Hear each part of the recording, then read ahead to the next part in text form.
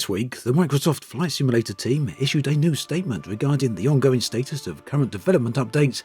There's a great new fan website highlighting some of the best locations in the world to visit, and we also have a bunch of brand new screenshots to check out.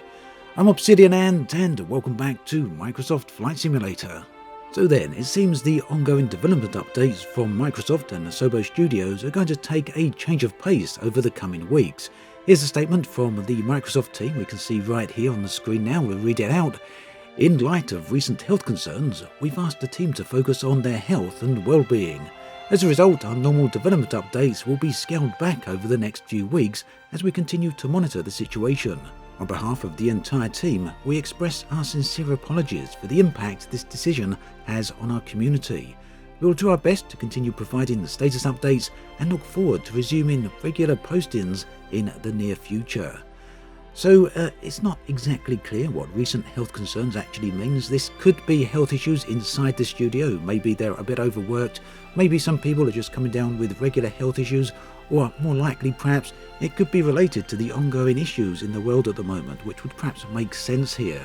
But whichever way we look at it, I think it's certainly a good thing that the company is looking after their employees. After all, that's what comes first, that's most important. Another point Microsoft put here is that we're not going to be without information over the coming week or so. The next update scheduled for the 12th of March, and they do put in brackets down at the bottom there, fingers crossed, so hopefully it does arrive then, but if it arrives a little later, so be it. But for now, the next update will contain a timeline update for the pre-release build testing, an update for the new alpha build that's coming very soon, an update on the next round of alpha invitations. Let's hope everyone who wants to get in actually gets in.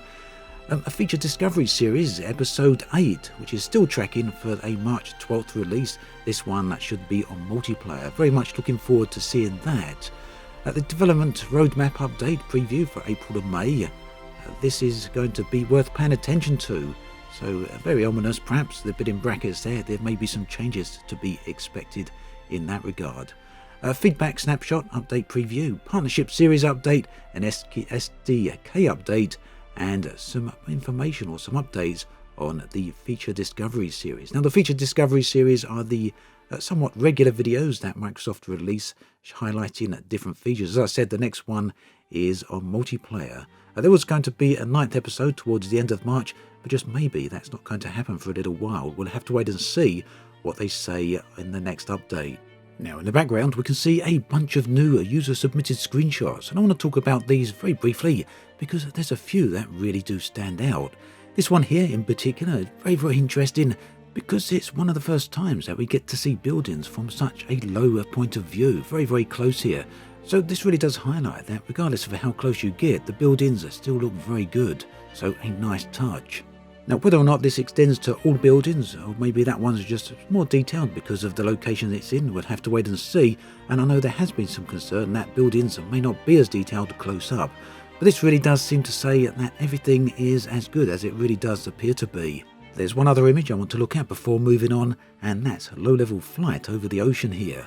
If you want to check out these screenshots as well as a bunch of others, then do have a look at the links in the video description. Some very nice locations.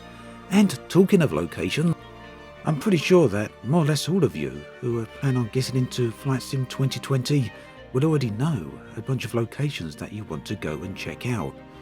But there's a lot of locations in the world, and for those who want to go and get a bit of an idea and find some suggestions, there's a rather fantastic website here called Flightloc.com. Now this features a map, and it also features a bunch of photos, all linked from Google. So the idea is that this website will present them as a collection, giving you some ideas of where to go. Now the website was put together by two brothers, and we can see their story here on the About page. Over on the locations page, we can see 136 different locations at the moment, with more being added all the time. Now of course, this isn't just suitable for Microsoft Flight Sim, it's also suitable for pretty much any flight simulator out there. So if you're a Flight Sim fan and you want some suggestions of locations to go and visit, just go and click on the photos. You can get a bit of an idea of what the location should look like in the real world, and also click over on the map and it will show you exactly where in the world the location is. So once again, the website is flightloc.com, and you can find a link listed in the video description. That pretty much brings us to an end of this video. As always, thanks for watching, and I'll catch you guys and girls next time.